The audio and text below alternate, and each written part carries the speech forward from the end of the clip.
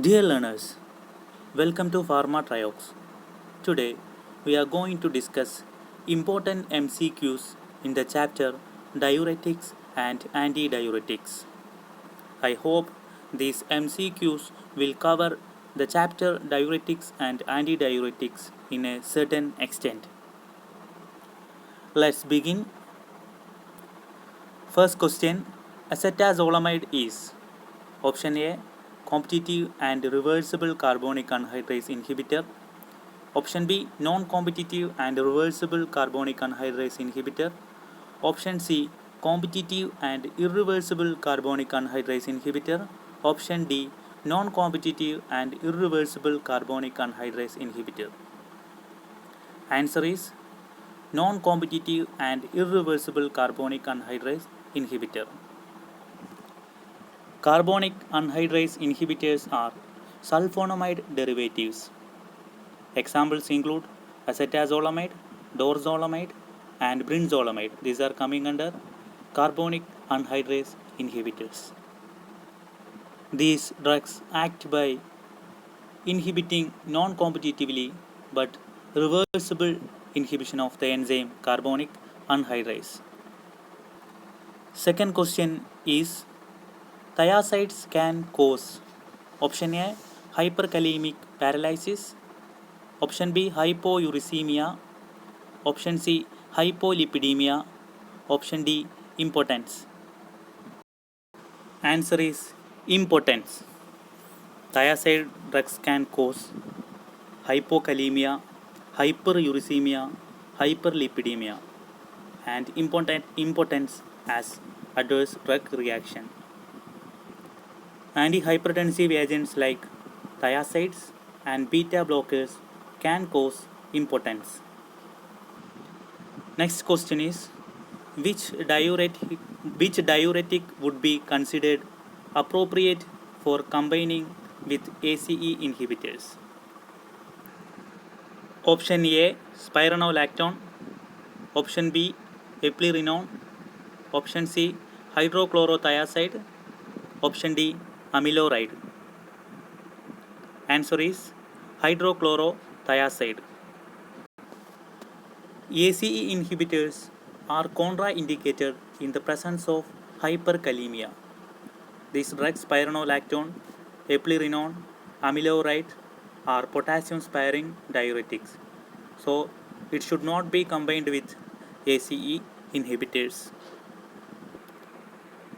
Next question is potassium sparing diuretics include except option A spironolactone, option B triamterene, option C amiloride, option D bumetanide.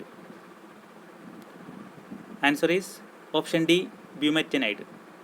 Spironolactone, triamterene, amiloride are potassium sparing diuretics and bumetanide is a loop diuretic. Next question is most potent loop diuretic is option A furosemide, option B bumetanide, option C torsemide, option D ethacrynic acid. Answer is option B bumetanide. Next question is which of the following diuretics can result in metabolic acidosis? Option A indapamide, option B furosemide, option C hydrochlorothiazide, option D acetazolamide. Answer is option D acetazolamide. Acetazolamide can result in metabolic acidosis as adverse drug reaction. Others are loop diuretics and thiazide-like diuretics. These drugs can cause alkalosis as adverse drug reaction. So it is very important. Remember, carbonic anhydrase inhibitors like acetazolamide can result in metabolic acidosis. The next question is long-term use of which diuretic agent can result in gynecomastia? Option A amiloride, option B spironolactone, option C triamterene, and option D acetazolamide. Answer is option B spironolactone. Spironolactone can cause gynecomastia and impotence as ADR. Next question is, which of the following is not associated with thiazide diuretics? Option A, hypercalciuria. Option B, hyponatremia. Option C, hypokalemia. Option D, hyperuricemia. Answer is option A, hypercalciuria. Thiazides reduce the excretion of calcium in the kidney and produces hypocalciuria, and it produces hypercalcemia due to the increased absorption of the calcium from the renal tubules. It also produces hyponatremia, hypokalemia, hyperuricemia. So answer is option A, hypercalciuria. Next question is, eplerenone is option A, aldosterone antagonist, can cause hyperkalemia in predisposed patients. Option C, a diuretic. Option D, all of these. Answer is option D, all of these. It is an aldosterone antagonist, can cause hyperkalemia because it is a potassium sparing diuretic, and it is a diuretic. So answer is option D, all of these. Next question is, all of the following diuretics inhibit sodium potassium 2 chloride symporter except option A, furosemide. Option B, thiazide. Option C, ethacrynic acid. Option D, mersalyl. So answer is option B, thiazide. All other diuretics are loop diuretics and inhibit sodium potassium 2 chloride symporter.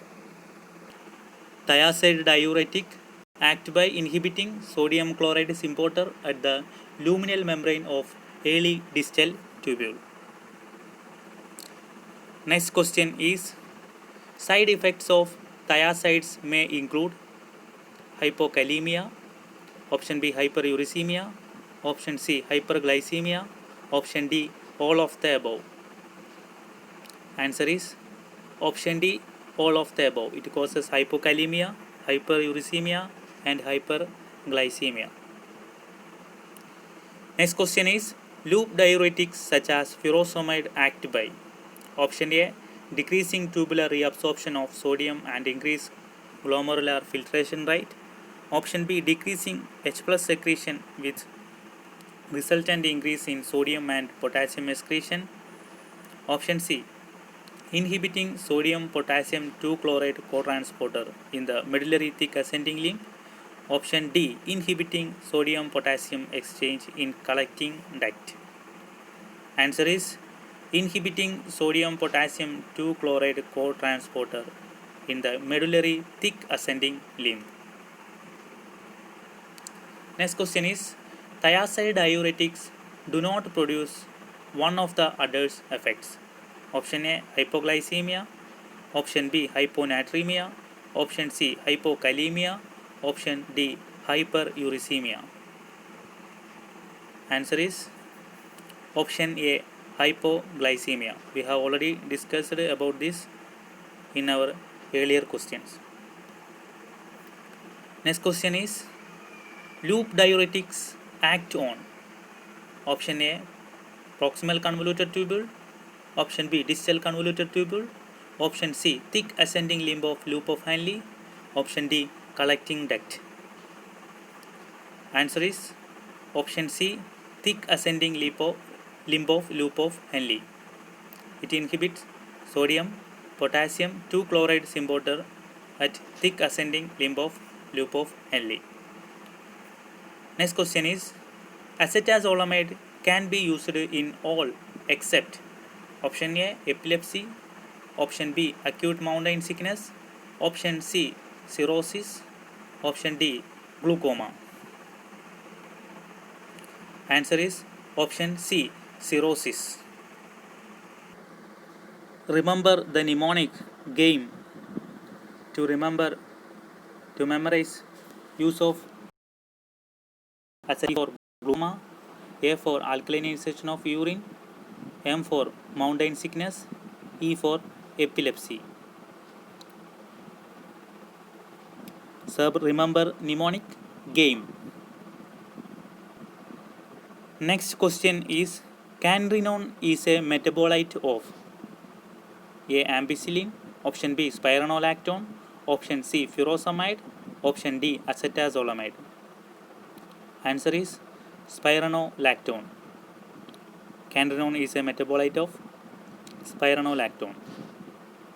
Next question is, which of the following is aldosterone antagonist? Option A. Eplerenone, option B. Deoxycorticosterone, option C. Phenoltopone, option D. Furosemide. Answer is option A. Eplerenone. Eplerenone is a aldosterone antagonist. Next question is, drug that can be used for producing alkalinization of urine is option A. Hydrochlorothiazide, option B. Furosemide, option C. Acetazolamide, option D. Spironolactone. Answer is option C. Acetazolamide. So remember the use of acetazolamide. Mnemonic game. G for glaucoma, A for alkalinization of urine, M for mountain sickness, E for epilepsy. So remember the mnemonic to memorize the uses of acetazolamide. Next question is, drug causing deafness is option A. Thiazide, option B. Spironolactone, option C. Ethacrynic acid, option D. Triamterene.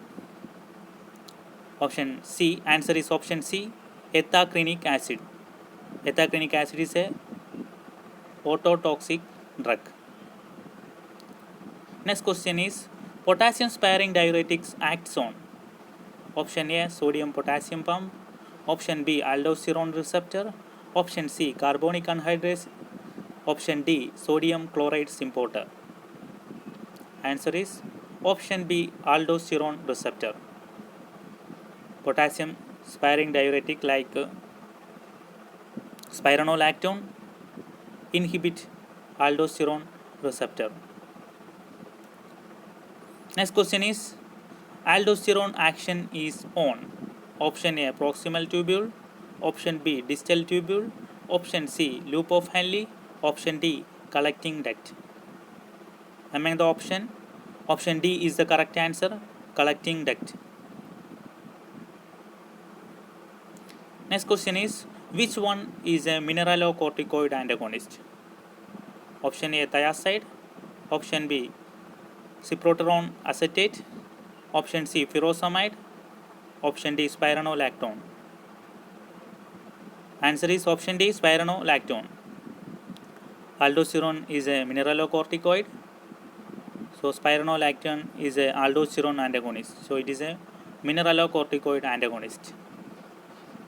Next question is, drug of choice for central diabetic insipidus is option A. desmopressin, option B. leuprolide, option C. thiazide diuretics, option D. insulin. Answer is option A. desmopressin.